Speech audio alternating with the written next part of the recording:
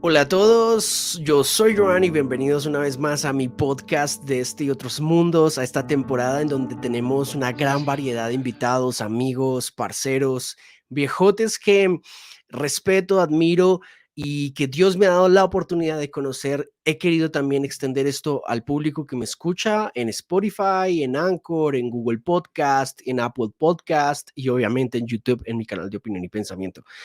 Y quería extenderles a ustedes una gran variedad de pensadores que creo son muy importantes para la cristiandad de hoy y que no muchas personas los conocen, aunque varios de ellos ya tienen un alcance potente. Y hoy precisamente voy a hablar con uno de ellos. Este es un chico, un joven que conocí porque me invitó a hablar en su cuenta de Instagram hace un tiempo, tal vez un par de semanas, 3 semanas atrás más o menos, y la pasé muy bien con él.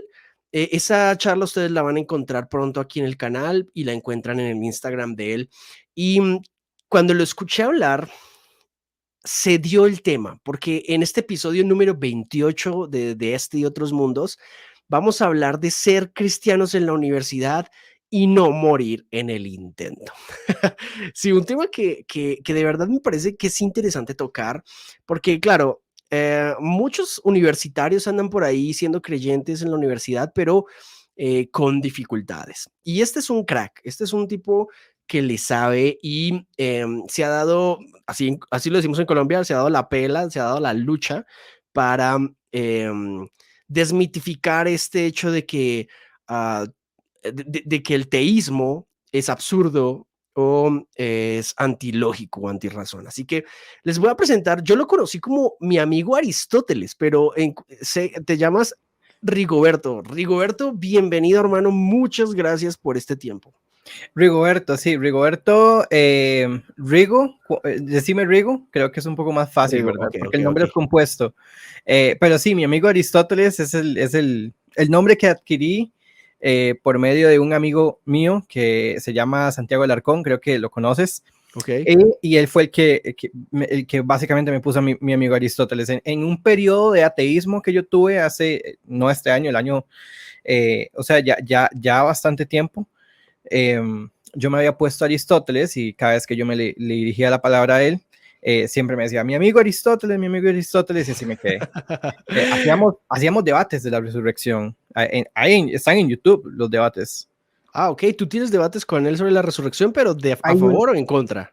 no, en contra, yo en contra. Ah, ok, o sea, tú, tú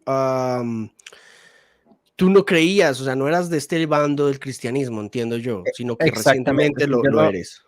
sí, yo era totalmente fuera del cristianismo. O sea, mi familia es cristiana, yo nací siendo cristiano, pero yo negaba. O sea, yo sí tenía muy claro el tema del onus probandi, siempre lo tuve. Sí. Mi papá es abogado, entonces siempre tuvimos claro como la carga de la prueba. Entonces, si Ujú. yo negaba el cristianismo, yo claro que me esforzaba en absoluto para poder negar el cristianismo. ¿Y qué crees? No pude. Realmente Y aquí terminaste. donde la razón me lleve y terminé aceptando el método. Bueno, es todo un tema muy extenso, pero sí estoy segurísimo de que sí es, no solamente desde el teísmo, desde la búsqueda de los primeros principios por medio de vías metafísicas, sino que también cuando ya entiendes un Dios personal, entiendes que sí o sí tiene que ser revelado. El cristianismo, la verdad es que a priori es la que más razonable debería de cualquier ser humano buscarlo, por algún término ahí cuantitativo, aunque no se resuelva así, es un término cualitativo. Claro. Y mira que antes de empezar y meternos en el tema de lleno, porque este tema sé que va a gustar mucho a los chicos en Spotify, en Anchor y en todas estas plataformas de podcast, am, porque yo te conocí, me escribiste, me dijiste que querías charlar conmigo un rato y recuerdo mucho ese día. Y quiero como encaminar esta breve introducción porque, ¿por qué hablar de esto, no? Y es que ese día aquí era bien tarde, bueno, yo había llegado de trabajar, estaba cansado y muchas personas me invitan a hablar con ellos pero, ¿sabes? No quieren meterse en otros temas y evidentemente yo lo entiendo. Entonces yo iba como, bueno, de pronto vamos a hablar sobre la fe, sobre el cristianismo un poco, lo básico, ¿no? Pero chicos, me encontré con un muchacho, un estudiante de filosofía, ¿sí? Sí, correcto. Que me puso a despertarme y le decía yo a mi esposa, este chico me puso a hablar de lo que normalmente me gustaría hablar y me tocó subirme digamos, a un escalón más de conversación, porque si acabaron de escuchar a Rigo, él empieza a hablar de metafísica, empieza a hablar de la carga de la prueba, te empieza a botar información, parece una metralleta, y eso me gustó porque me puso ese día, me despertó y bueno, vamos Joan, vamos a sacar tu lado un poco más profundo y vamos a charlar. Así que, Rigo, yo te invité precisamente por eso, porque eres estudiante de filosofía, yo fui estudiante de psicología, actualmente soy psicólogo y estoy terminando mi carrera de bioeticista en mi maestría, ya te lo había contado. Um, y, uh, y este tema de ser cristiano en la universidad y no morir en el intento parece encarnarse en ti, ¿no? Y sobre todo por lo que acabas de contar, porque muchos entramos a la universidad y parece que nos volvemos más escépticos y nos alejamos más de la fe. Parece que la universidad tiene ese fenómeno en donde entras y tienes que abrazar el escepticismo y el ateísmo porque te lo venden como el gran, la mejor forma de ser académicamente propositivo, ¿no? Hay un riesgo muy fuerte porque de repente te enseñan Aristóteles hasta el libro 12, donde ya empieza él a reconocer cierto primer principio, primer motor, Sí. y empiezan a meterte Kant, Nietzsche, y empiezan a adoctrinar. No es enseñar, es adoctrinar. De hecho, es tal adoctrinamiento que hoy justamente, Joan, hoy estaba en la iglesia y recibí un mensaje muy particular. Okay. Hay un grupo de apologistas aquí de Costa Rica que ellos me empezaron a involucrar. Yo no los conocía y recibí un link de la universidad que dice, presenta proyecto para que personas trans menores de 12 años puedan modificar su sexo aquí en Costa Rica. Wow. Una noticia actual, una noticia hoy del 24 de junio. Yo dije, wow, o sea, es increíble. Justamente hace como una semana me decía, en esa universidad, la universidad estatal, en donde enseñan filosofía, es la más alta, la más prestigiosa, están adoctrinando. Sí. Es una universidad buena, es estatal, pero están adoctrinando y ese es un grave problema realmente. Esto está pasando en todo lado y es bien interesante encontrar que, creo que en el live que teníamos en Instagram, yo te lo decía, si bien es raro encontrar creyentes en la universidad, o mínimo que se manifiesten abiertamente creyentes, aún más raro encontrar estudiantes de filosofía que sean creyentes y que se dediquen a defender la fe. Eso es algo muy raro. Y creo que eso es un gran fuerte de Rigoberto en este caso, porque en efecto, pareciera que la academia ha dejado su honestidad intelectual a un lado y como decías ahorita, te enseñan Aristóteles hasta el libro 12, pero no te enseñan el resto. Kant, Nietzsche, pero te enseñan de Kant lo que les conviene para decirte que el ateísmo es plausible. Te enseñan las partes que requiere, que les conviene para su punto, ¿no? No te enseñan todo. Y esto pareciera que es como una moda. La universidad se ha convertido tristemente en su gran mayoría en centros de adoctrinamiento. Yo te pregunto a ti, Rigo, ¿cómo, cómo, cómo resulta sobrevivir siendo no solo teísta, sino que tú eres cristiano, o sea, tú eres creyente en el cristianismo puntualmente, en la resurrección de Cristo, y has sobrevivido actualmente a esto? ¿Cómo ha sido ese camino? Pues bueno, sobreviviendo básicamente porque yo me he dado cuenta que la lucha no se encuentra tanto en, bueno, es que es cristiano, vamos a atacarlo, vamos a hacerle la vida imposible, no solo eso, sino que el problema ya viene interiorizado en el cristianismo. Vamos a ver por qué. ¿Por qué? Porque yo leía una cita de William Lane Craig que decía que si los cristianos o a los niños les fundamentaran de una manera racional el cristianismo como de una manera a priori, con todas las evidencias históricas todo el método legal que hay, los escritos y todo, con esta gran enseñanza desde pequeños, pues los cristianos dejarían de ser como una secta o una religión o alguien que cree irracionalmente a verdaderos pensadores. Entonces, yo para que no solamente me vean como un pensador más, tengo que luchar además con ya los prejuicios de las personas que llevan por simplemente ser cristiano. Entonces, claro, venga uno que es cristiano y de repente dicen, bueno, es que esta es una persona irracional. ¿Por qué? Porque yo siempre digo, hay dos proposiciones, siempre hay dos tipos de proposiciones. Está la primera que es fideísta, creo que un día voy a ver al Padre. Eso es una proposición meramente de fe, no hay manera de razonar sobre eso, pero tiene un antecedente dado por el intelecto. ¿Cuál es? Bueno, creo que un día voy a ver al Padre. Es una proposición de fe, pero también tenemos el fundamento de, bueno, ¿por qué lo creo? Porque sé que Jesús es Dios, porque sé que hay suficiente evidencia a la luz de los documentos para saber que Él verdaderamente resucitó. Ya esos son otros 100 pesos. Bueno, la gran mayoría de los cristianismos se quedan con la proposición, creo que un día voy a ver al Padre, o sé que Dios se va a mover en tu vida, y no te presentan la proposición B, que es el fundamento. Entonces, lamentablemente, desde una exterioridad se quedan con esta primera proposición, la proposición fideísta, la proposición de, bueno, esa persona es totalmente irracional. Entonces, bajo ese prejuicio establecido ya a nivel cultural, es muy, muy, muy, muy complicado poder conversar. Si los cristianos fueran vistos intelectuales, pues yo creo que más de uno se acercaría para ver de qué están hablando. Wow, qué chiva. Si se puede probar o de alguna manera, si es racional. Creo que la historia sería muy distinta. Entonces la lucha claramente es ya desde todo lo que trae el cristianismo como establecido en las congregaciones de qué enseña. Esta proposición A que tú mencionas es una proposición en efecto, yo diría que universal para el cristianismo en general, ¿no? El mero cristianismo sostiene eso. Seamos ortodoxos, católicos o protestantes, creemos que un día veremos al Padre. Pero lo curioso aquí es que cuando tú quieres profundizar en la proposición B, ¿no? O sea, buscar esa convicción de lo que estás esperando, esa certeza de lo que estás esperando, gran parte de los cristianos y los jóvenes hoy por hoy más, que creen que al leer un Twitter ya son Richard Dawkins en persona, ¿no? Y creen que son que destruyen el al teísmo en 40 caracteres, se les complica, y aún más el cristiano, ¿no? Porque profundizar en la fe parece ser algo como...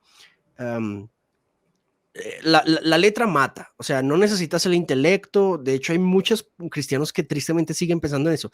No necesitas la filosofía, los he escuchado, no necesitas estudiar esto, tú solo tienes que creer por fe y ya está, y ya estuvo. Y yo encuentro que esa proposición B, al no explorarla, manda a los chicos de la universidad como carne de cañón, ¿no? Como presas fáciles para un sistema completamente ideologizado.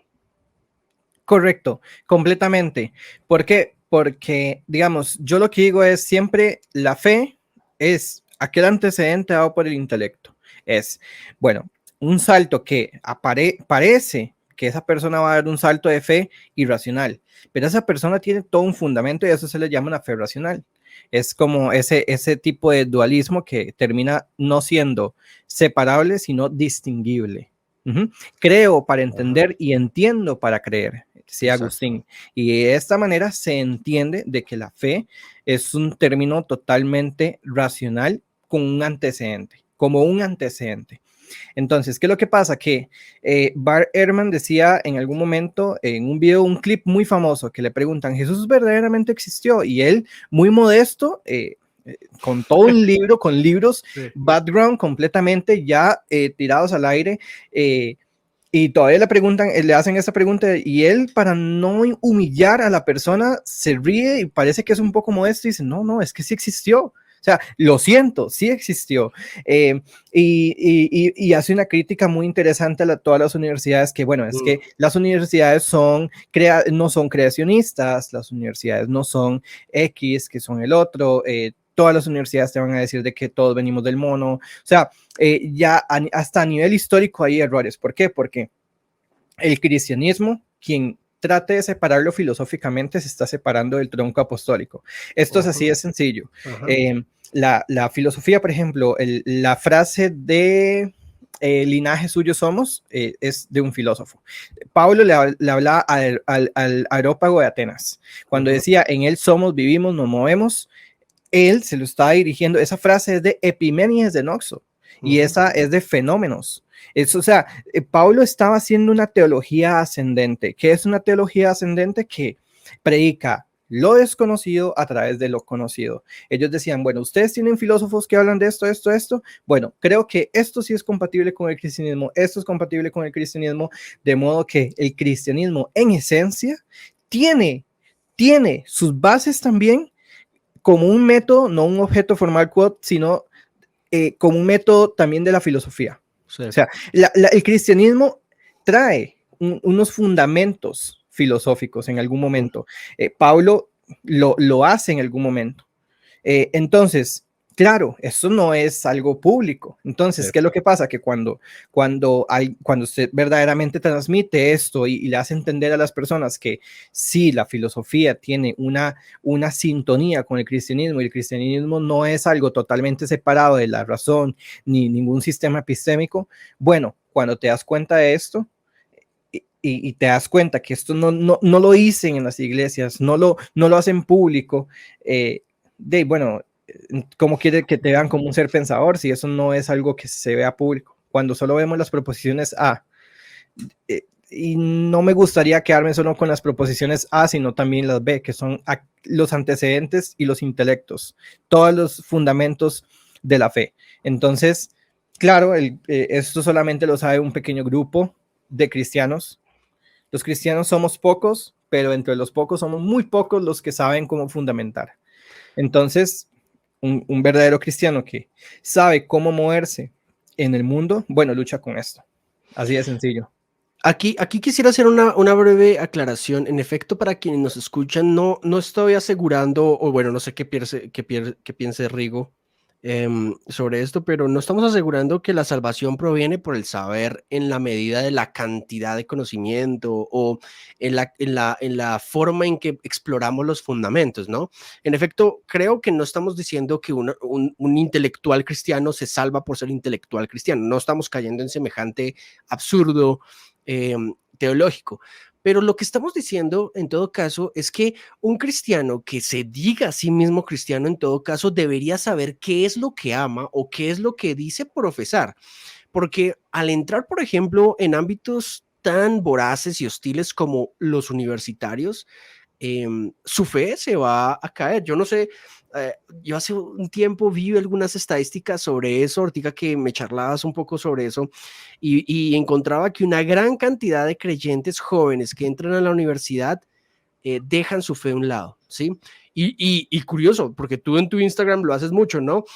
Los ataques más básicos, y quisiera que entráramos a esto, que se encuentran en las universidades es, oye, los negativos no se prueban. Recientemente hiciste un video sobre esto. Dios es ilógico, la fe no es incompatible con la razón. Si tú tienes razón, no necesitas la fe. Todo este tipo de cosas. La Biblia es manipulada, el cristianismo es opresor, y ahora heteropatriarcal, si quieres, una gran cantidad de objeciones. Yo te preguntaría, Rigo, ¿cuáles son las objeciones que más ves tú que se presentan en el cristianismo? Yo ahí boté algunas. ¿Y cómo rápidamente podríamos decirle a los chicos, pueden refutarse, se pueden refutar?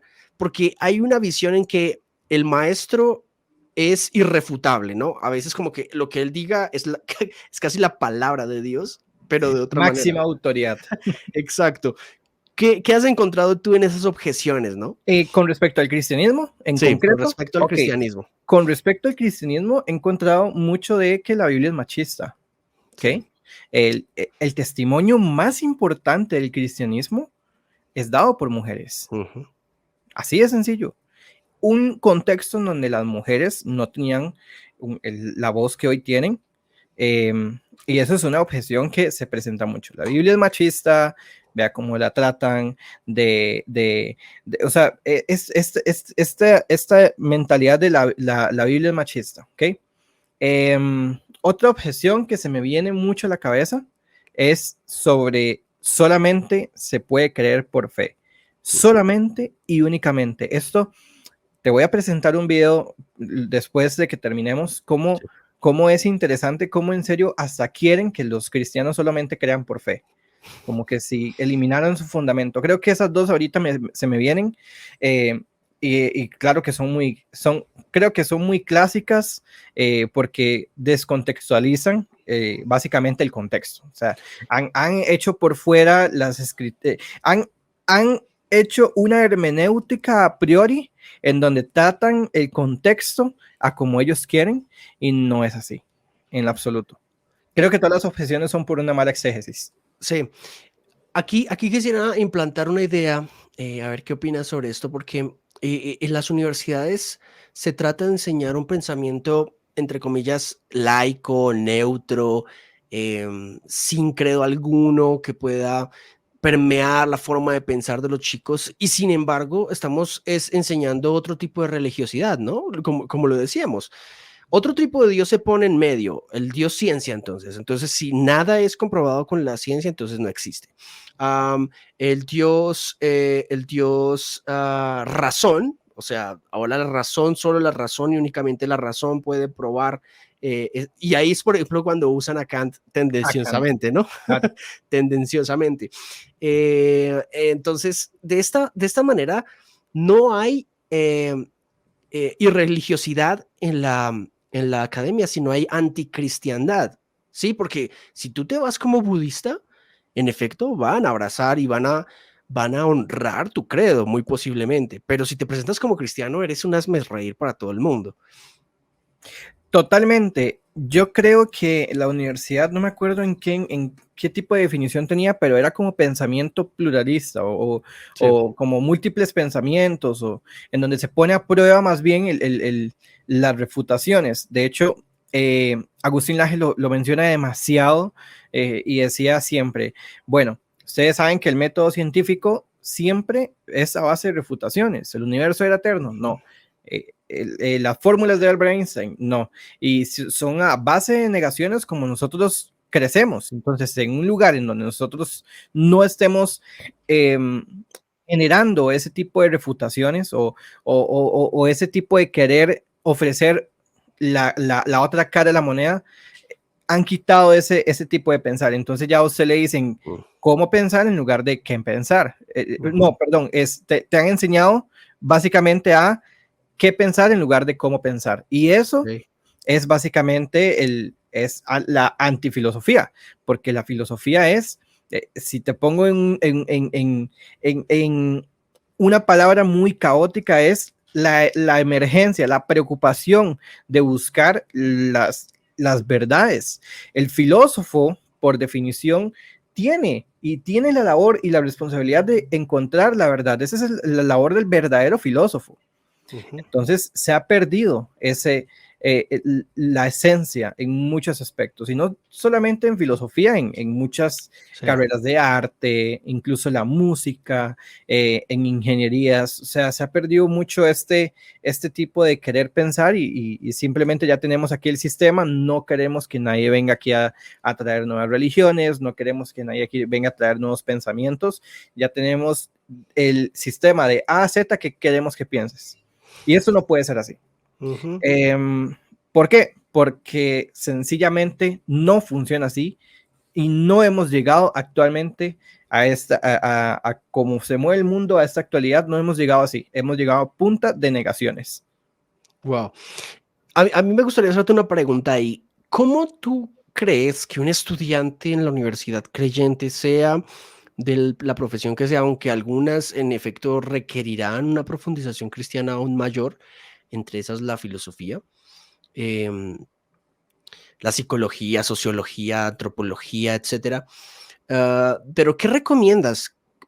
Agustín Laje, por ejemplo, habla de algo que no es nuevo, pero lo trae a colación y es una educación radical. O sea, aparte de tu formación técnica, que te tecnifica en algo en todo caso, que te adiestra en algo, paralelo a eso debe haber otro tipo de educación, no necesariamente técnica, sino autorregulada, ¿no? Tú mismo lees, tú mismo piensas, tú mismo reflexionas acerca de lo que estás construyendo y sobre todo hoy por hoy que los chicos no leen, ¿sí? Y que se hace difícil leer. ¿Qué propones tú al respecto? Pues, sin que suene brusco la respuesta, sería ser un no idiota. O sea, esa es la respuesta. Idiota se entiende como aquella persona que no participa y pudiendo pensar, básicamente.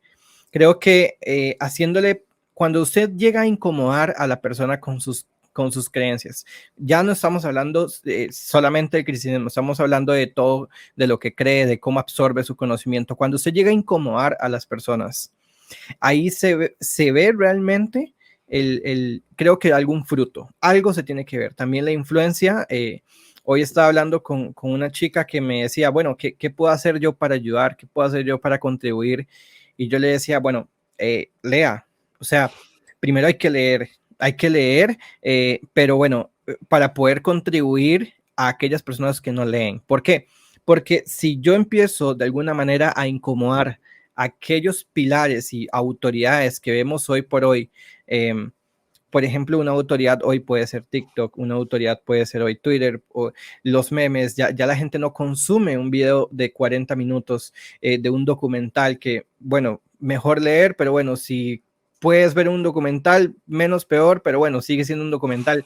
Ya ni siquiera eso, ya ahora vemos TikTok. Entonces, cuando usted entiende que actualmente ya no existe en cierto modo el querer leer, porque yo siempre he dicho, no hay un atajo para el conocimiento, o sea, o lees o lees. Nadie te va a meter los 14 libros, ni los 13 de tal, ni la trilogía, nadie te va a meter ese conocimiento, ni mucho menos por un atajo, ni un video, o sea, tienes que leer. Entonces, para fomentar la lectura, sí o sí, tenemos que meternos en donde no leen, en los TikToks, tenemos que hacer reels, pero ¿cómo los vamos a incomodar? Bueno, precisamente haciéndoles saber que su postura, su pensamiento, su manera de vivir es irracional.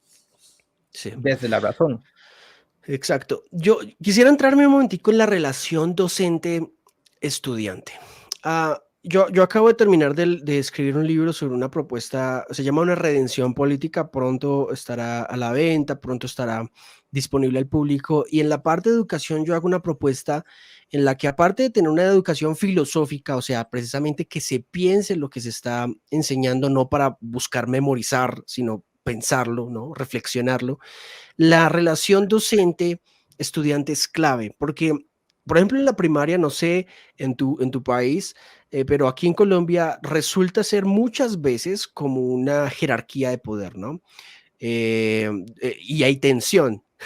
Donde hay tensión, pues obviamente, donde hay poder hay jerarquías, en pocas palabras. Esto lo hablaría, por ejemplo, Foucault. Y en este tipo de cosas, creo que las universidades hoy han por decirlo de alguna manera, castrado la capacidad del estudiante en la academia de poder estudiar porque esa jerarquía es irrefutable, aunque la universidad presupone que tú podrías criticar cualquier tipo de estandarización de conocimiento supuestamente establecido, ¿no? ¿Cómo ves tú esta relación docente-estudiante? Sobre todo porque yo soy docente universitario y me gustaría ver también desde la parte del estudiante, ¿no? Yo le doy clases a algunos chicos de teología y, y me pica que a veces no quieren pensar un poco más allá, ¿no? Por ejemplo, no hacerse preguntas que van directamente con el establishment de lo que se cree está establecido para que puedan desarrollar ese pensamiento, ¿no? Como que hay un miedo de que el estudiante o piense o refute. Además que yo he visto en tu Instagram a veces y muy bien hecho, creo, de una manera muy asertiva y respetuosa, profesor, los negativos no se prueban, sí, puede probar que no es mujer, por ejemplo, creo que es uno, si estoy mal, me corriges. No, sí puedo probarlo. Bueno, pero entonces los negativos sí se prueban. ¿Sí? ¿Cómo haces cómo analizas esta tensión? Bueno, esta tensión, si usted analiza, esto se ve mucho en las películas. Por ejemplo, Dios no está muerto. La primera en particular, en donde, bueno, hay el típico desafío entre el profesor y el estudiante, en donde el profesor se presupone que ya tiene la verdad absoluta, pero bueno, es interesante, es hasta un poco natural sobre el hombre ver cómo se rebelan contra la autoridad, se rebelan contra el alfa, si lo vemos de una manera muy naturalista, por así decirlo, ¿ok?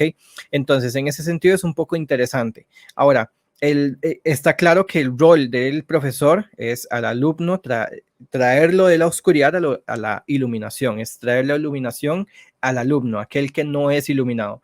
Entonces hay que entender que, bueno, aquí el problema no es el profesor, pero tampoco el estudiante. Digamos, no debería ser el problema para el profesor si mi estudiante tiene razón.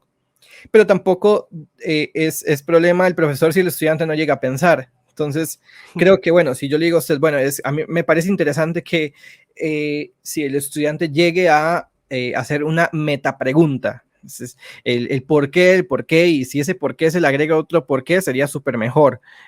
Si vos me decís a mí que el cielo el cielo se cae, yo tengo que preguntarte por qué, y si esa respuesta tuya no es razonable, pues yo como estudiante no me tengo que quedar con eso. Entonces creo que el profesor desde la primera clase tiene que hacer apertura para que podamos discutir.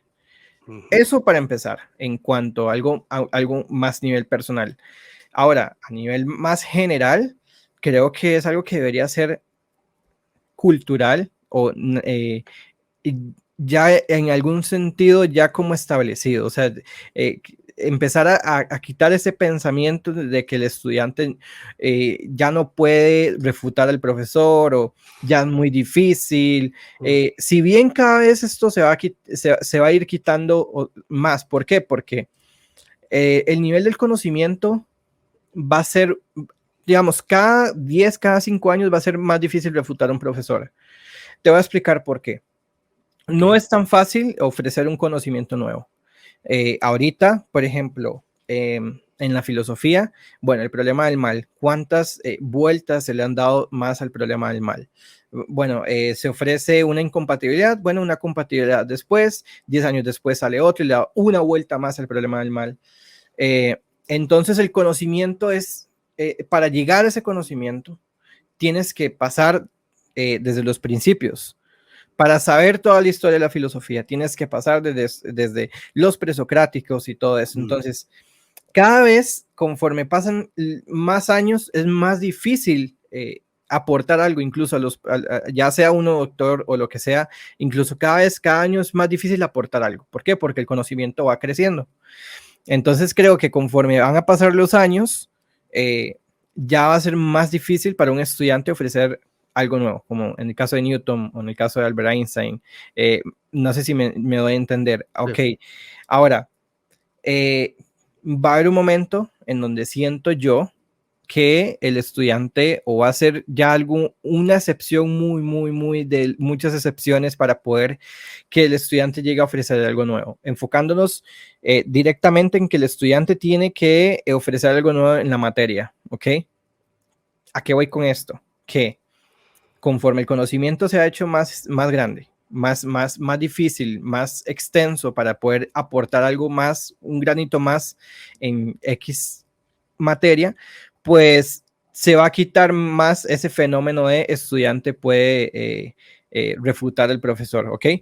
Ok, eso para empezar. Entonces, aquí el problema no es si el estudiante puede de alguna manera refutar a un profesor o no, o si puede ofrecer una nueva idea o no, sino que el estudiante sepa que una vez ya tengas todo el conocimiento, si una gran parte del conocimiento, puedas seguir con ese espíritu con el que nos llevó ahí, que es el de preguntar, el de metapregunta, el de metapensar, el de todo, o sea, seguir cuestionando. O sea, una vez te enseñen todo, una vez graduado, seguir tratando de ver qué se puede aportar. Pero creo que ese fenómeno se va a ir quitando con el tiempo. Otra pregunta que te tengo. Me disculpas si son muchas, pero tengo un set aquí de preguntas listas y voy usándolas según va fluyendo la conversación. Esta pregunta principalmente tiene que ver con, ¿cómo mencionarlo? Como hacer una división en las carreras, porque no todas las carreras requieren una profundización en ciertos aspectos, ¿no? No es lo mismo un cristiano, por ejemplo, estudiando filosofía, que un cristiano estudiando, por ejemplo, arquitectura. Muy posiblemente no va a encontrar tantas dificultades a su fe en la academia porque, digamos, su área de conocimiento simplemente está focalizada en una tecnificación que no requiere ciertas preguntas analíticas, ¿no? Sin embargo, no es que no tenga que ejercitarse en ellas, no quiero excluir a nadie de la responsabilidad que implica ejercitarlo, pero tú, ¿qué aconsejarías para que los estudiantes en las universidades empiecen paralelamente a sus estudios a profundizar en su fe? ¿Qué crees que debe ser el primer paso? ¿Deberían empezar por los argumentos, de pronto por la existencia de Dios, o deberían irse por la resurrección de Cristo, el caso de los milagros, historia de la religión, por ejemplo? ¿Tú qué aconsejas? Y si es necesario, sí hacer una distinción, ¿no? Vuelvo y digo, no es lo mismo un arquitecto que un filósofo hablando precisamente de estos temas en sus áreas. ¿Qué aconsejarías tú? Para persuadir más o menos como a los escépticos, para así Sí. decirlo, uno siendo cristiano. Y principalmente, o sea, principalmente para sobrevivir siendo cristiano en la universidad y ahí en segunda instancia poder persuadir en la universidad de pronto el mensaje. Bien, a mí me encanta, ya me estás metiendo en el terreno donde ya más me muevo, entonces creo que ya estamos entrando en calor. Me encanta esa pregunta. Te voy a ser muy honesto. Yo, y espero que esto no me lo, no, digamos, los que escuchen esto no me tachen. Yo quito toda religión. Entonces yo te digo, bueno, vamos a hablar como personas racionales. Estamos sin religión, estamos sin cristianismo, nada más vamos a hacer una búsqueda de los primeros principios. Y a partir de ahí yo hago la apertura para que esa persona pueda creer en un Dios. De momento no tiene nombre. ¿Por qué? Porque el lenguaje es una aproximación, es objetivo, claramente, si no somos relativistas, pero el lenguaje deforma la realidad del mundo cuando se expresa. Entonces, de Dios, Dios es imposible poderlo nombrar porque el lenguaje viene de un ser finito, el lenguaje es finito y estamos hablando de un ser infinito. Note que todos los atributos que se le dan a Dios son Dios mismo, pero no se puede hablar de un solo, una absoluta simplicidad si no es a través de un lenguaje compuesto. No podemos conocer lo simple si no es a través de lo compuesto. Entonces, para empezar, yo anulo o quito toda concepción previa de Dios y le digo, bueno, vamos a hablar de un Dios sin tener un prejuicio de religión, sin tener, en el libro que yo estoy escribiendo, habla sobre esto. De ¿Estás momento, escribiendo un libro? sí. Al final hablamos de eso. Ok. Y yo ahí básicamente primer texto yo les digo, bueno, vamos a ver a esto que entendemos por Dios, vamos a llegar aquí. Es un Dios benevolente, tal, pero vamos a de momento llamarle como un fundamento, solamente. Entonces, creo que cuando la persona ya se ve persuadida mediante los argumentos de la existencia de Dios, esto que vamos a entender a priori como un fundamento, nos sentamos a charlar y ya la persona dice, wow, sí, esto es muy fuerte, creo que si puedo creer en la existencia de Dios, hay verdaderamente razones. Bueno, te doy, yo te había explicado en algún momento que es un poco irresponsable llamarse teísta y llegar solo a una primera causa y no dar respuestas a esta causa personal de por qué es personal con nosotros, y hay varios silogismos, o sea, hay toda una materia para poder dar este Dios personal. Cuando ya se entiende este Dios personal, eso es el teísmo, pues ya yo te digo, bueno, creo que Dios se pudo haber revelado en alguna religión. Si es un Dios personal, sí o sí se tuvo que haber revelado en una religión. Entonces vamos a ver quién de estos tipos dijo haber dicho quién era Dios, porque actualmente hay gente que dice que es Dios. Ya entendemos que Dios no puede ser una estatua, ya entendemos que Dios tiene que ser algo más que eso. Entonces, me parece que si Dios se reveló aquí, tiene que revelarse en alguna religión, si es que se puede haber revelado. Bueno, vamos a ver esas personas que dicen que son dioses, vamos a ponerlos en el trilema de Lewis, me encanta, bueno, o esa persona está mintiendo, o esa persona está diciendo la verdad o es un loco. Ujú. Entonces, le hacemos este examen con bastante rigurosidad y entendemos que hay ciertas religiones que no pasan este filtro. Cuando yo le digo, yo les digo siempre, y esto es veraz, o sea, yo esto lo he usado, yo les digo, bueno, ¿cuál de las personas dice que es Dios? Y bueno, pudo haber dicho la verdad, pudo haber sido mentira, y podríamos ver sus efectos, por qué la gente le creyó a él. Bueno, entonces, sí o sí, así seas de Europa, occidental, oriental, siempre llega la palabra cristianismo. Entonces, bueno, posiblemente el cristianismo, no lo sé. Entonces ya ahí empieza la labor de apologética. No una apología de la existencia de Dios, sino apologética. Ya duramente entrar en el tema de la existencia de Dios en Jesús. ¿Okay? Entonces, claro, me encanta primero es quitar toda concepción, todo prejuicio y también hasta cultural en donde la religión se puede ver involucrada. ¿Por qué?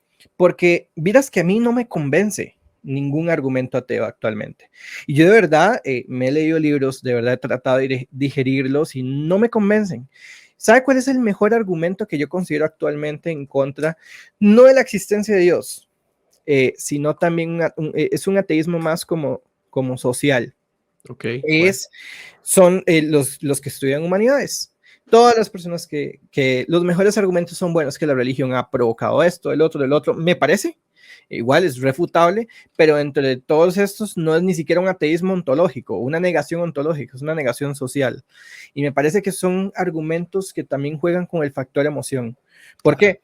Porque si yo te digo a vos de que, bueno, yo soy cristiano, y resulta que, bueno, el cristianismo sí ha causado esto, el otro, y la persona no tiene tiene la información de un 25%, no te han presentado el 100%, pues bueno, hay un prejuicio.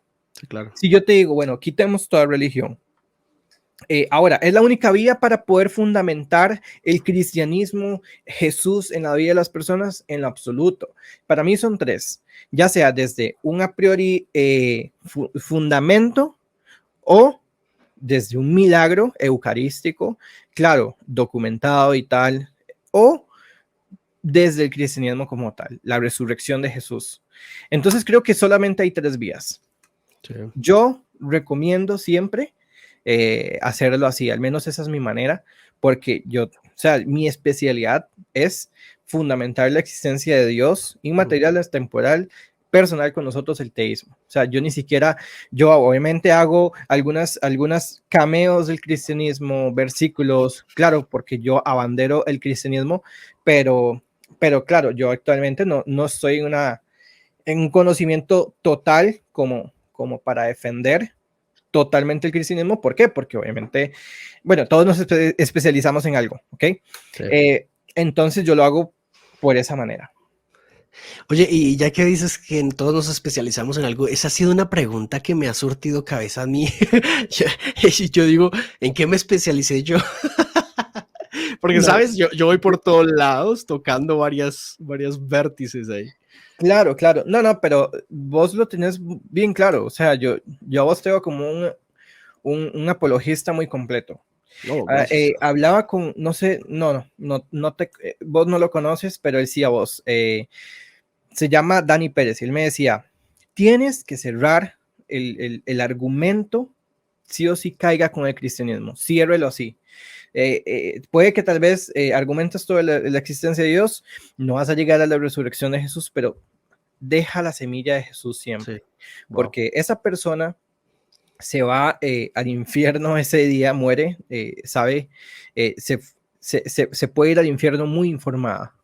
O sea, wow. Se puede ir al infierno con los argumentos de la existencia de Dios. Y nunca presentaste sí, claro, cuando él me dijo eso está en un audio. Y yo le dije, hermano, me acabas de dar una cátedra. Le dije, o sea, me hice una cátedra, sinceramente. Yo no había hecho, o sea, está bien, wow, qué chida fundamental el teísmo, pero ¿dónde está Jesús? Wow, sí. Arriba no se van ni los hijos de creyentes, ni los hijos de los filósofos, se van los hijos de Dios. Exacto. Entonces, creo que la semilla de Jesús siempre es clave. Qué interesante eso de, aunque me gustaría explorar en otro espacio eso, ¿no? Que la gente no se vaya al infierno informada. Qué curioso, qué fuerte, pero necesario, muy necesario. Para ir concluyendo, me gustaría hacerte una última pregunta, una última que creo que te va a gustar y que creo que podrías ampliar algunos aspectos, ¿no? Y es que ah, al inicio hablábamos sobre la resurrección, ¿no? Y precisamente agarrando un poquito esto, ¿qué te parece el argumento de la resurrección de Cristo? Obviamente, sé que, digamos, estás todavía creciendo en ese aspecto, pero el argumento que apunta a la existencia de Dios, ¿no? Porque el argumento de la resurrección de Cristo, en todo caso, apunta a que Dios existe. Y eso es interesantísimo. Eso es interesantísimo. ¿Cómo ves este aspecto del argumento de la resurrección? Sé que has tomado cursos y sé que parte de tu conversión tiene que ver con este argumento. Ok, yo cuando te voy a contar un poco el testimonio, porque esto involucra. Cuando Santiago Alarcón abrió un curso de la resurrección de Jesús, yo me metí, yo no era cristiano, tenía la negación, tenía toda una tesis en contra de la resurrección de Jesús. Y el día final yo le dije a él, bueno, reunámonos para ver qué podemos, hablemos de esto, y él una a una me iba refutando todos los argumentos. Cuando yo ya leí más a fondo el caso, leí El cristianismo por Justo González, la composición del Pentateuco y todas estas, cuando yo empecé a leer un poco más sobre el cristianismo y entendí que, digamos, hay un argumento que justamente estaba viendo hoy, son unos ateos de Estados Unidos, y él dice, bueno, es que la evidencia es extraordinaria, las afirmaciones extraordinarias requieren Tiene evidencia evidencia extraordinaria. extraordinaria. Sí. Ajá. Y eso es un argumento, yo dije, nunca lo había pensado, pero no me parece plausible. Hay un abogado que él tiene un récord Guinness por ganar no sé, 200 y pico de casos, Wow. y él aplicó el método legal, y él dijo, bueno, llevo como esta cantidad de casos sin perder ningún juicio, y puedo asegurar sin temor alguno que el caso de la resurrección de Jesús apunta a la gran aparente,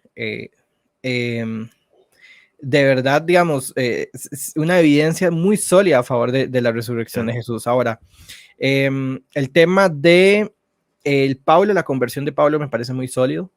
El tema del por qué los cristianos se quedaron con esa afirmación y no otra. Cuando entiendes que realmente toda la tumba vacía, cuando vos empezás a hacer todo un caso, esto es como cuando William Lane Craig presenta los 5 argumentos que siempre presenta y hace un caso acumulativo y dice, bueno, ¿qué es más plausible? Entonces, cuando vos pesas esto, y te quitas una presuposición de, bueno, vamos a probar esto mediante el método científico. El método científico no prueba ni siquiera la existencia de Alejandro Magno, perdón, pero no se puede. Entonces, yo eso lo tenía muy claro. Cuando usted entiende que toda la evidencia apunta a una, me parece que la razón no es satisfacción personal. La razón no es satisfacción. Un profesor a mí me dice cómo ordenar una operación combinada. Y si a mí no me gusta, me va a llevar a ser una persona irracional. Yo tengo que asumir que la razón, si esto indica y tiene una forma de ser, tengo que ser sumiso a la razón. Digamos, una operación combinada tiene una manera de operar. Entonces, una persona racional, si quiere llegar a una respuesta correcta, tiene que corresponderse a la pertinencia y el entendimiento de la realidad.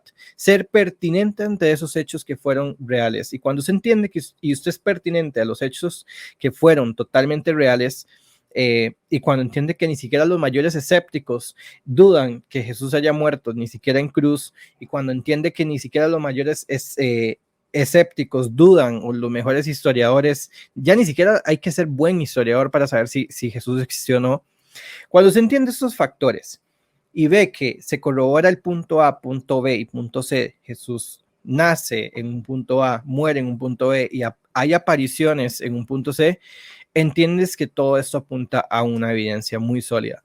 Creo que el argumento puede ser lógicamente hermético, para una persona que domine todos estos conceptos. Yo no manejo todos los conceptos sobre el cristianismo, no manejo todas las variantes, o las variables o las objeciones, pero sí me parece que sí he investigado bastante al respecto. O sea, yo soy cristiano racionalmente. O sea, eso quiero que lo tengas claro porque, por ejemplo, yo decía, bueno, está bien, Pablo se le reveló Jesús, pero y buscaban esto, aquí yo tengo el Strong, parezco un poco friki, pero yo tengo aquí, ahí está la historia de Moisés, esto es el Strong, y busqué en 3 significados distintos y me leí completos diccionarios sobre la palabra revelación, y cuando los discípulos hablan de la revelación, de la revelación, de una aparición, está hablando literalmente de que, o sea, no está hablando de algo metafórico. O sea, Pablo tuvo una conversión porque de verdad hubo una aparición. Entonces, cuando entiendes estos factores y todo apunta a algo, yo creo que hay que corresponderse. La pertinencia al entendimiento de la realidad es la definición de la verdad, y Jesús es la verdad. Jesús nos dejó razones. Entonces, entendiendo que Jesús dejó razones a los discípulos para poder ser Dios, para hacerles saber a ellos que era Dios, por ejemplo, por medio de los milagros, que si caminó en el agua, que si esto, que el otro, yo creo que en algún modo Jesús no lo hacía para simplemente hacerlo. Creo que él, de alguna manera, hubo milagros o cosas sobrenaturales que él hizo para demostrar que era Dios. Entonces, claro, si los discípulos no le hubieran creído y Jesús no hubiera dado razones, bueno, hubieran tenido un cierto perdón, pero Jesús dio razones. Entonces, si Jesús, que es Dios, dio razones, creo que no tenemos perdón. Entonces, me parece que ya es una manera muy, muy, tal vez personal, muy racional, porque, o sea, justamente yo antes yo, o sea, no era estrictamente cristiano, pero ya era ateísta. Entonces ya tenía manejado un poco, sé cuándo dar un brinco y cuándo no, racional. Entonces, me parece que el tema de la resurrección es un tema interesante. Si te soy muy sincero, creo que hace falta una vuelta más, pero yo creo que cuando usted entiende que el cristianismo a usted le da el permiso del cristianismo, la cosmovisión cristiana le da el permiso a usted de conocer ese Dios, cuando usted lo busca personalmente, usted lo va a encontrar. Yo estaba debatiendo ese día, fue un 20 del 10, yo me iba a tatuar esa fecha, yo no lo voy a hacer, no sé por qué, pero bueno, y yo empecé a analizar, tenía esta pared, no existía, estaban un montón de papeles conforme las objeciones del cristianismo, estos verás, y cuando yo asimilé el cristianismo dije, ok, voy a hacer una reunión con mis amigos, voy a recibir a Jesús, vamos a comprar, vamos a hacer la Santa Cena, vamos a hacer una cena y voy a recibir a Jesús como se debe. Y lo hicimos. Les dije, vea, acaba de aceptar a Jesús. ¿Cómo así? No sé qué. Colgué y empecé a llorar. Y yo no sé por qué lloré. Lloraba y yo decía, esto sí es cierto. O sea, siempre hubo alguien que me estuvo observando, siempre hubo alguien que estaba atrás mío. Y creo que ya tengo experiencias personales que los he buscado personalmente con Jesús. Entonces, creo que aún así, aunque alguien venga y me diga, ay, no, es que el teísmo tal, es que tal, si me refuten aún así argumentos que son lógicamente herméticos, Joan, o sea, ya son argumentos que sí tienen una base muy fuerte, aún así me refuten todo eso, yo ya tengo una experiencia personal con Jesús. Entonces, creo que la mejor apologética de uno siempre es dar también un testimonio. Sí. En el teísmo es, bueno, Dios es el ser subsistente, evidente en sí mismo. A mí me gusta agregarle esto, bueno, haga que eso que es evidente en sí mismo sea evidente en usted para que pueda lograr persuadir y no decir en las universidades que usted es cristiano, que sepan que usted es cristiano, porque ya usted hace lo que es evidente en sí mismo, en evidencia en sí mismo en usted. Sí, no tendría sentido decir que eres cristiano y no actuar como él, o sea, mejor no digas que eres cristiano. Claro. A eso Craig le dice la apologética mayor, ¿no? Dar testimonio precisamente de esa fe. Última pregunta, y quiero que entres en tu modo berserker, o sea, en tu modo, porque aquí hoy el que hablaba eres tú. ¿Cuál es el argumento demoledor para la existencia de Dios que le darías a un estudiante de filosofía hoy que está optando por el ateísmo pues de academia? ¿Cuál sería y cómo le presentas a Dios a través de un argumento para la existencia? Bien, el argumento de la contingencia me parece que es lógicamente hermético, sigo con esa palabra. Sí. ¿Por qué? Porque todo lo que existe tiene una explicación de su existencia, ya sea en la necesidad de su propia naturaleza o en una causa externa. Es decir, que todo lo que existe solamente tiene dos explicaciones. Ahora, el universo pertenece a la categoría contingente. Entonces, el universo, si pertenece a la categoría de lo contingente y entendemos de que hay tres tipos de realidades y el universo funciona armoniosamente con la realidad de la matemática, entendemos de que el universo se fundamenta en un ser necesario. Vamos a llamarlo primeramente el fundamento. Me parece que si el universo, que es el conjunto dependiente y tiene que tener a sí mismo un ser necesario, entonces la premisa 2 de el universo, el universo tiene una explicación de su existencia y esta explicación se encuentra en un fundamento necesario. Bueno, hay que ver cuáles de los seres necesarios es la que mejor encaja en esa descripción. Entonces, número uno, o es un conjunto numérico o una ley aritmética o alguna función. El problema es que eso no tiene una relación causal. Me parece que la primera causa se parece más a una mente que otra cosa. ¿Y por qué?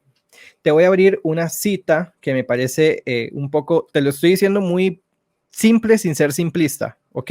Okay. Porque sinceramente, o sea, esto es un tema bastante amplio que se podría extender y extender y extender, pero bueno, igual no te voy a dejar con las ganas. ¿Por qué la primera causa se parece más a una mente que otra cosa?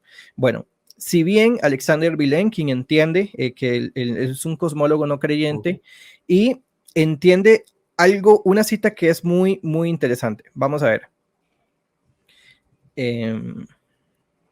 Para quienes no saben, esta fue la pregunta que él me hizo para terminar el live en su Instagram, así que se la devolví porque él me quedó de dar el argumento a mí. Ok. Vamos a ver si encuentro esa cita que siempre me gusta tenerla como en mano. Ok, vamos a ver. La de las tablillas, ¿sí? Ese me gusta mucho. Ok, no tengo la cita ahorita. Ok, no la tengo. Pero básicamente reconoce algunos tipos de leyes que se fundamentan en una mente. Entonces, cuando se entiende que el fundamento necesario se encuentra, digamos, de todo lo dependiente se encuentra en algo que, todo lo independiente se encuentra en algo totalmente dependiente, entiende que al menos las primeras causas fundamentales se parecen más a una mente. Ahora vamos a entender algo. Si tiene un origen, si tiene un significado y si tiene un destino, se corresponde a los tres debates grandes que siempre ha tenido la humanidad. Tenemos origen, destino, significado, pero también tenemos los grandes debates que son, bueno, ¿de dónde viene el hombre? Se pega con el origen. Tenemos como definición una causa no física porque todo lo físico no ofrece ninguna explicación. Usted parte cualquier hoja y no le va a dar ninguna explicación. Entonces, por definición, tenemos una causa no física. Ahora, 2, tenemos el destino. En el universo existe una teleología. Y 3, tenemos el significado. Hay un estándar moral. Si hay un estándar moral, existe un significado, una manera de comportarse. Entonces, si hay un mensaje que puede ser codificado por medio de la mente, y llegar a esa primera causa es la única manera, que es llegar a un primer principio, es por medio de la mente, que esto es meramente metafísica, la búsqueda de los primeros principios. Cuando entendemos de que entonces hay algo que podemos entender, si hay un mensaje, hay un significado, si hay un significado, hay un lenguaje. ¿Cuál es ese tipo de lenguaje? Bueno, el lenguaje es la matemática, el lenguaje es el estándar moral, que directamente tenemos un emisor desde el fundamento y un receptor. El receptor tiene que tener una cualidad semejante con el emisor. El receptor tiene una mente y esta mente es pensante y el emisor tiene algo parecido a una mente para no encasillar a Dios en una mente. Entonces nosotros tendríamos de alguna manera por participación algo que ya él tiene en esencia. Cuando nosotros entendemos por lo menos a priori que hay un fundamento, y podemos darle a todos los ateos o los escépticos una serie de argumentos en donde se puede personificar este Dios, se hace por medio del método apofático, en donde se conoce a Dios por medio de lo que no es, pero no teniendo una conexión directa con la esencia. Por ejemplo, de Dios no tenemos una conexión directa, no tenemos un conocimiento directo de su esencia. Entonces de Dios se sabe lo que no es. Entonces ya aquí eliminamos el Dios de los huecos. ¿Por qué? Porque dicen, bueno, pero es que eso que usted conoce como el fundamento, ¿por qué no puede ser otra cosa? Usted está rellenando el Dios con algo que usted no conoce y no me parece pertinente. Bueno, de Dios no se sabe, o Dios, el argumento de Dios no es a través de lo que ignoramos, sino de lo que conocemos. Y lo que conocemos de Dios es precisamente por lo que ignoramos, o lo que negamos, mejor dicho. ¿Por qué? Dios no puede ser compuesto porque todo lo compuesto es dependiente. Entonces, si lo compuesto es dependiente, Dios no puede ser dependiente. Número uno, porque estamos hablando de un Dios absolutamente simple y solamente uno. Tiene una unicidad. Entonces, ya de por sí Dios no puede ser compuesto, pero no cuantitativamente o no en cosas, sino quiritativa. O sea, la única manera que vamos a encontrar un Dios compuesto es por medio de sus atributos, pero se identifican con Dios mismo. Entonces, Dios, encontramos que en la realidad de compuesto, bueno, Dios va a ser absolutamente simple. Entonces, a través de ya consolidando con el escéptico, bueno, acordamos, hacemos tregua, está bien, acordamos una primera causa, un fundamento, bueno, entonces a partir de ahí yo hago la apertura con este siguiente silogismo que me encanta. Bueno, ninguna entidad que tenga conciencia o algo parecido a una mente, que no tenga conciencia o algo parecido a una mente, puede ser autocausada. Premisa 1. Premisa 2. La primera causa del universo es autocausada. Premisa 3, bueno, la primera causa, por ende, tiene que ser algo más parecido a una mente que otra cosa. Entonces, por medio de esto, tenemos que si Dios o esta primera causa es conciencia, tiene conciencia, vamos a entender que esta primera causa número uno, esta primera causa para poderse autocausar, sabemos que tiene que existir una causa incausada por la regresión infinita. Entonces, con el ateo, yo lo que concuerdo, claro, cada premisa yo la desarrollo más amplio. Claro. Pero, por ejemplo, yo primero también desarrollo con el ateo, bueno, un infinito real no puede existir. Una regresión infinita real, una regresión infinita es un infinito real. Por lo tanto, como no existe una regresión infinita real, tiene que haber una primera causa. Entonces, hay un acuerdo filosófico en donde se entiende una primera causa. Entonces, tiene que ser una causa incausada. No porque le pongamos ese nombre, sino por un tema racional. Esta causa, para que pueda ser autocausada, tiene que ser algo por sí misma. Si puede hacer algo por sí misma, tiene que tener un nivel de conciencia. Si tiene un nivel de conciencia, tiene un nivel de personalidad. Y si tiene un nivel de personalidad, puede de alguna manera atribuírsele el concepto de voluntad e intelecto. Entonces Dios tiene un tipo de intelección. Esta primera causa tiene un tipo de intelección. Entonces, ¿cómo la conocemos? A través del fenómeno se conoce el fundamento, a través del efecto se conoce la causa. Entonces, todos los efectos, como decía Romanos 1:20, decía, bueno, vamos a ver cómo identificamos en Dios, qué cosas se ven reveladas. Y entonces, a través de las tres hechos brutos que son origen, destino, significado, en la 2, que es el destino, y el significado, que es la tercera, encontramos los estándares morales, cómo Dios opera, el argumento que realmente es bastante fuerte y la gente lo ignora. Yo no lo abarco mucho, pero es el del ajuste fino. Y tenemos un principio antrópico que es propuesto no por científicos, no por teólogos ni filósofos, sino por científicos. Entonces, cuando se entiende que todo esto tiene una fortaleza tanto científica como filosófica, tenemos un caso bastante fuerte. Claro, yo te estoy aquí lanzando un montón de información, silogismos que podemos desarrollar 20 minutos cada uno. Claro.